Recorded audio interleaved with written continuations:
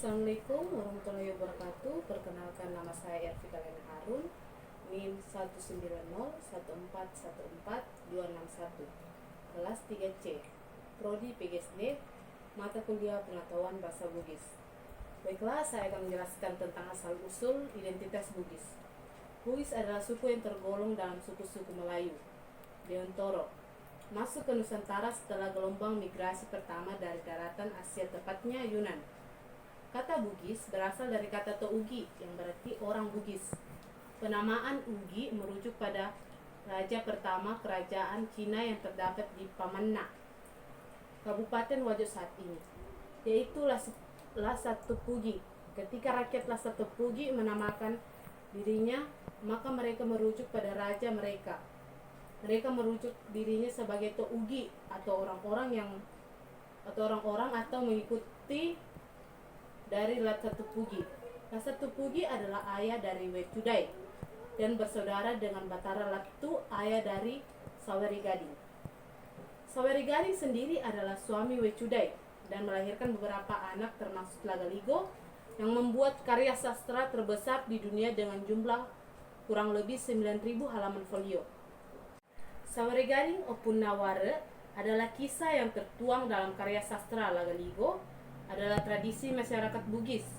Kisah Saweri Gading juga dikenal dengan tradisi masyarakat Luwu, Kaili, Gorontalo, dan beberapa tradisi dari Sulawesi seperti Buton.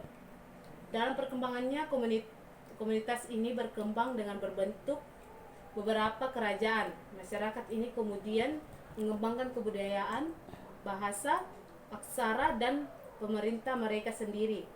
Beberapa kerajaan Bugis klasik, di antaranya Luwu, Bone, Wajo, Sopeng, Supa, Sawito, Sienreng, dan Rapang. Saat ini orang Bugis adalah beberapa kabupaten yaitu Luwu, Bone, Wajo, Sopeng, Sidrap, Pindrang, dan Baru. Daerah peralihan antara Bugis dengan Makassar adalah Bulukumba, Sinjai, Maros, Pakajene, Kepulauan. Daerah beralih mereka Bugis dengan Mandar adalah Polmas dan Pindrang. Kerajaan Luwu adalah kerajaan yang dianggap tertua bersama kerajaan Cina yang kelak menjadi Pamanna. Mario kelak menjadi bagian Sopeng dan Siang daerah Pakejeng, Kepulauan. Kedatuan Luwu adalah kerajaan tertua di Sulawesi Selatan dan merupakan asal mula lahirnya kerajaan-kerajaan lain seperti Kerajaan Bone, Kerajaan Goa, Kerajaan Sopeng, Kerajaan Wajo. Di dalam epik Lagaligo terdapat versi menggambarkan sebuah wilayah persis dengan sungai yang didefinisikan secara samar-samar yang ekonominya berbasis pada perdagangan. Ketidakcocokan Lagaligo dan ekonomi politik dengan realitas kerajaan agrasi Luwu yang menyebabkan sejarawan Bugis mengajukan periode intervensi kekacauan untuk memisahkan keduanya secara kronologis.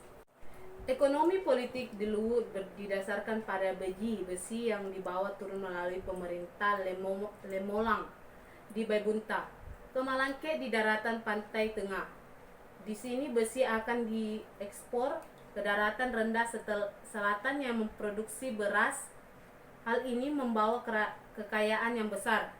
Daripada abad ke-14, Luwu telah menjadi identitas yang ditakuti di bagian selatan semenjang barat daya dan tenggara. Sekian yang dapat saya sampaikan, kurang lebihnya mohon dimaafkan. Assalamualaikum warahmatullahi wabarakatuh.